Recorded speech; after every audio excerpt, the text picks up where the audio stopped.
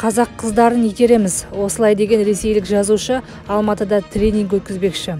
Қыздарды қалай қаратудың түрлі жолын көрсетіп, бірнеше кітап жазған ресейлік Алекс Лесли Алматыда жалындаған қазақ қызын кім табады деген тақырыпта тренинг өткізетінін мәлімдеді деп хабарлайды Экспресс-ка.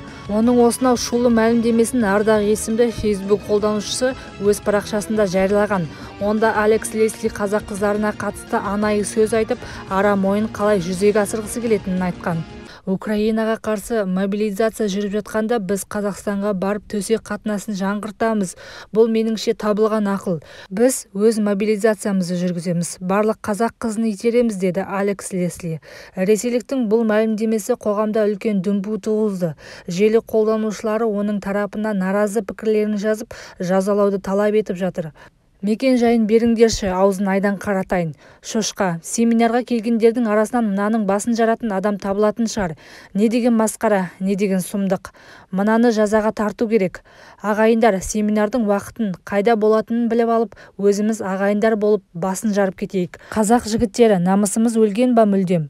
Бұл оңбаған келімсектер неге біздің қыздарымыз жайлы сөйлейді? Аузын бұзу керек, деп жазды желі қолданушылары.